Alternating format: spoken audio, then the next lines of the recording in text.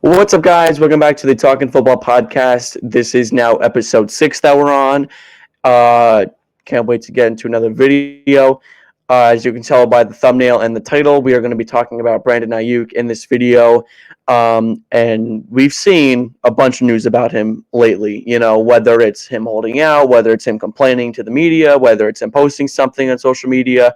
He's been in the news a lot lately, and that's been one of the biggest offseason storylines. Is how San Francisco is going to respond to this Brandon Aiyuk drama. And I've talked about it in a couple of my videos and how it's going to affect both the receiver market and the NFC structure this year. So in this video, we're going to be talking about basically everything related to Brandon Aiyuk and his trade market. So what teams are interested, a potential contract extension he could get after he gets traded, and also what is he worth just in general. So make sure you like and subscribe, and let me roll.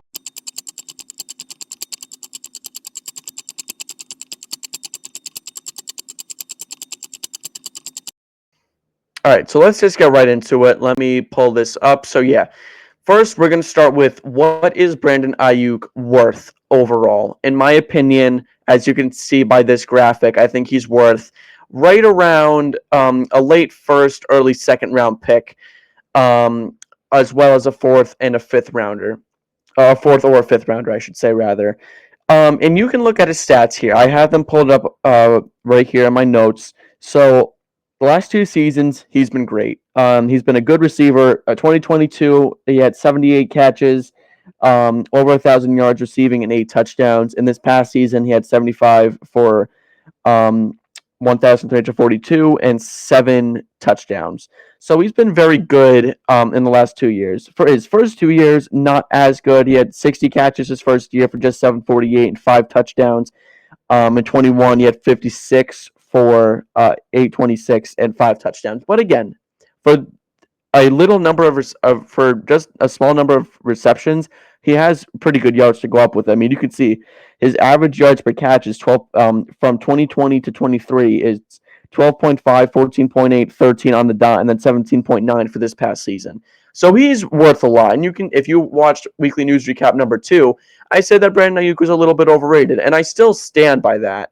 I still think that Brandon Aiyuk is a little bit overrated, in my opinion. I think that he's not as good as people think he is. Now, again, I'm not saying that he wouldn't shred a defense. He totally can. I just don't think that he's at that level yet where we should be talking about him in this level.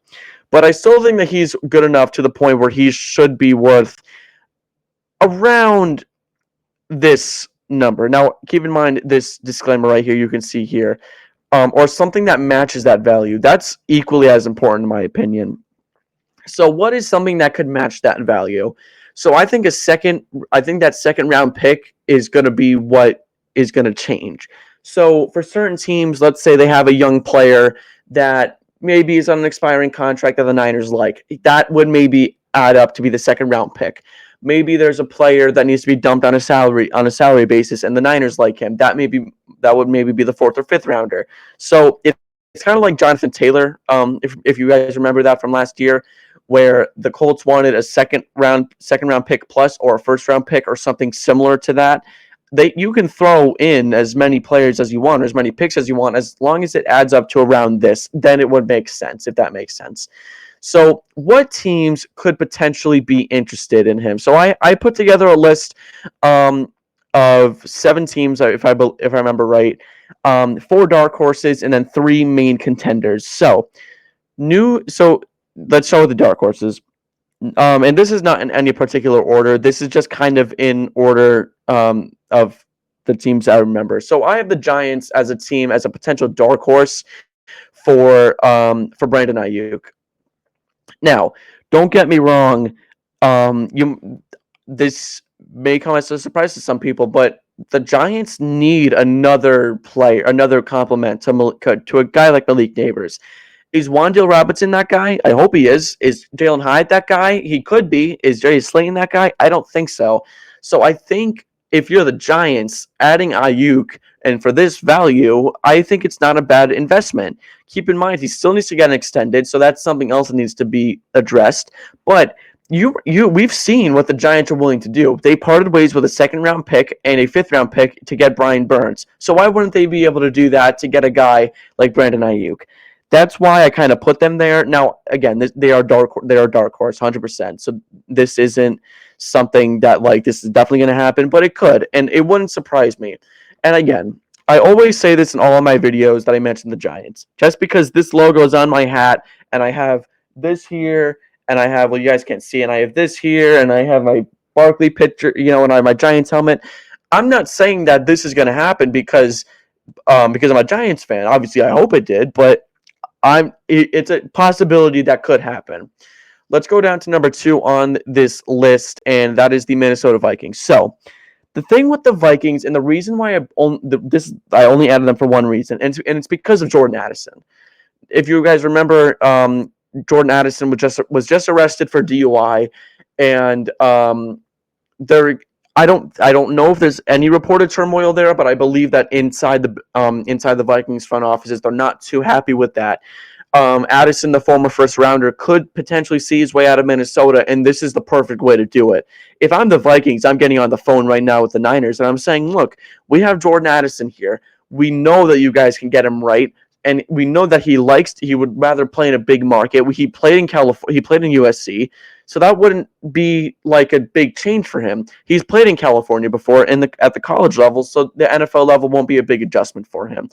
Keep in mind, it would be a good swap for them. So in my opinion, I think it'd be Addison and probably, let's say, a fourth or fifth, going back to the replacement trade level thing, where Addison would theoretically replace the second rounder, and then if the Vikings added a fourth or a fifth round pick, they could potentially get Aiyuk back. Now, again, have I heard anything about this? No. But would I be surprised if it happened? Absolutely not. This is definitely something to keep an eye on. Speaking of receiver flips, that's why I brought up the Bengals. T. Higgins, even though I believe since he's got tagged, he has been much happier, if I remember right. He's reporting to training camp. He will, if they haven't started yet. And I know that he signed his franchise tag. So obviously things are looking up there for the Bengals if they want to get a deal done with Higgins. But if they can't, good place to swap. I'm sure Higgins would love to go to San Francisco and kind of be that guy instead of being behind Jamar Chase. Because again, Higgins and Aiyuk play very similarly. Silky smooth routes, great hands. I think Ayuk's a little bit more versatile, but I do think that T. Higgins plays very similarly to a guy like Brandon Aiyuk. So I feel like in a scenario like this, T. Higgins, let's say a mock trade here would be Higgins in a fourth for Aiyuk in a fifth. I think that's a relatively solid trade for a guy like T. Higgins who has proven that he can play at a high level. And again, that would not surprise me. Number 4 on this list are the Titans. Only reason why is their aggressiveness in the offseason. They got Pollard, they got Ridley, they have D-Hop. This offense is ready to explore their way with Will Levis, and I believe that Brandon Aiyuk would be a good fit there with Callahan's new scheme in Tennessee. Remember, I just said that Aiyuk and Higgins played very similarly, and Higgins flourished in Brian Callahan's offense. So why wouldn't Aiyuk be able to do the same in Tennessee? It's a smaller market, and you don't have as much pressure to perform. That's kind of why I feel like it's a good fit here, especially because you have a young QB, a developing offense, and a relatively, even though the Jaguars are good, it's still viewed as not a hard division to win. So I find if I'm Tennessee, I'm at least calling in. Now, what would it be? You would have to give up probably a second-round pick and a fifth-round pick because you just signed Ridley. D-Hop doesn't have much value, at least in a trade like this. So I would kind of assume that this would be mainly capital related if I'm the Titans. Now, again, with these 4 teams, this is a quick disclaimer. Have I heard anything about this? No, I haven't. This is just an assumption. Now, if you want to say, oh, why should I trust him? And I know I keep going back to this, but if you want to know how good I am at predictions, I said when everyone else was saying the Texans were going to go 4-13 last year, I said they're going to go 10-7 to make the playoffs. Now we're talking about them potentially winning the AFC. I mean, come on now. I know what I'm talking about. You can trust me. I always have to bring that up whenever I can. All right, let's get into the front runners for the Ayuk candidates. Yeah, that makes sense. So the only reason why I have the Niners on here is because I feel like these are the three most logistic landing spots for him: Washington, Pittsburgh, or the Niners. Now, let's start with Washington and what connection he has there. The Jaden Daniels connection is the most obvious one. Obviously, having a guy like Jaden Daniels, who you used to play college, you used to play in college with, that's a perfect spot to start. Now, is there room on this offense for Brandon Aiyuk? I'm not sure. I think there theoretically should be because if you add Aiyuk, you have McLaurin and you have Dotson. Now, are what I think McLaurin's untouchable with this Commanders team. He's so vital. He's a team captain. I don't know why they'd want to move on from him. Dotson, on the other hand, I feel like there's a little bit more flexibility there. Jahan Dotson could potentially see his way out in a trade here. Now, I believe the Commanders value him very highly, and why wouldn't you? He's a Penn State alum, and Dotson has played well early on in his career. I'm just saying, it something could happen here related to Dotson and Ayuk. So, what would the trade be? I would say Dotson maybe a third, or Dotson in a second for Ayuk. I feel like that's a relatively good area value wise for Brandon Ayuk. For me, Washington is the front runner. I feel like they have the best chance at getting a guy like Brandon Aiyuk. And San Francisco, they're a classy organization. John Lynch and Kyle Shanahan, they're going to say, look, we want you, look, where do you want to go? And you'll say, I want to play with Jaden Daniels. Okay, let's make it work. And then they'll ship him off and see what can happen there. Now, it's important to note that Pittsburgh still has a good chance, and that's why I put them here. The Steelers, even though they don't have much to offer, players wise, they still have everything they need. I mean, if they added Ayuk, this would be a perfect fit there. It would be a great compliment to George Pickens. They just moved on from Deontay Johnson. It wouldn't hurt to add another receiver there. They still have Pat Fryermuth. They have Najee. They have Warren. They're a really decent offensive line. Is Wilson going to start or Fields going to start? I don't think that matters with a guy like Ayuk. I think Ayuk and Pickens would complement each other very well because Ayuk would change from the Ayuk would go from the deep threat that he was with the Niners to more of a intermediate kind of guy where Pickens turns into the deep threat, kind of like how it was with Tay Johnson and George Pickens. So that is something else that I would look forward to if Ayuk potentially got moved there. Now, what would that trade look like? Again, it'd probably a second and a fifth, a second and a fourth. I feel like for Ayuk would be relatively solid value there. And then number 3 is the Niners. Reports have said, and I only said this a little bit at the end of weekly news recap number 2 because I didn't honestly, genuinely speaking, I forgot to put it down. The Niners currently have no plans on extending him or trading him. So right now, it's looking like he's going to be a Niner. Now, I think, in my genuine opinion, if I could bet on 2 things, I would say he's either going to be a Commander or he's going to be a Niner. One of those 2. I don't see him going to any other team at this point. Now, there are other teams out there that could get a guy like Brandon Aiyuk. And who are those teams? It was rumored that the Patriots sent an offer. I wouldn't be surprised if the Jets checked in, but I think the Jets are more focused on Devontae Adams right now. And I don't think the Patriots are ready to make a full splash move for a guy like Brandon Aiyuk. I think they still need to retool before they go out and get someone like this for Drake May. So these are the 3 front runners, in my opinion, for Brandon Aiyuk. Now, after he gets traded, an extension is very, very likely. I mean, I would say that it's almost definite that something like that's going to happen. So what's his value? What's his value? And that's my next part. So Aiyuk, he's 26. He just turned 26 this past March. So he's still young, you know. So here, if Aiyuk is 26, you would want to give him a 4-year deal. Now, I believe Justin Jefferson is 26, if I remember right. He might be younger than that. Let me look it up just to make sure. Because because that would make sense. Jefferson's 25. He just turned 25 like a week ago. Anyways, Ayuk's 26.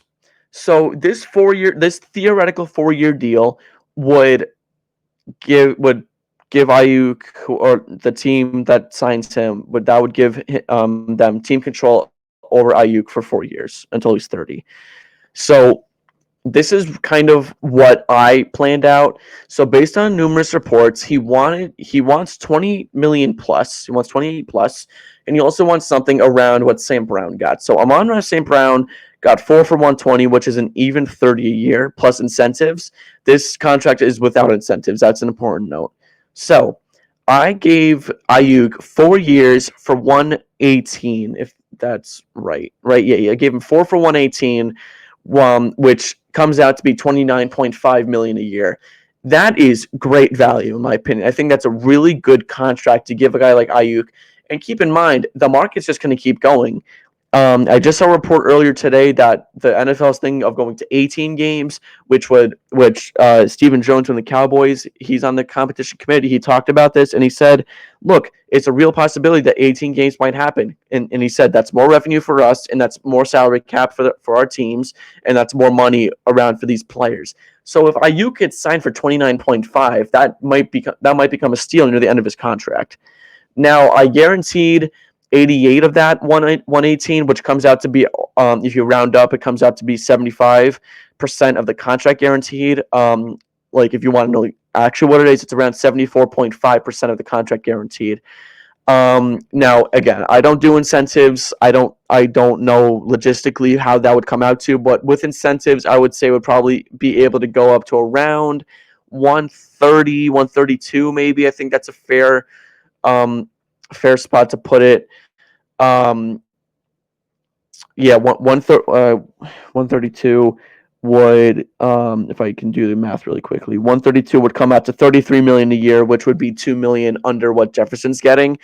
So that's kind of where my head is incentive wise, but I didn't really put that in because I didn't feel like it was necessary to talk about. So that's how we're gonna end this episode. I hope you guys enjoyed.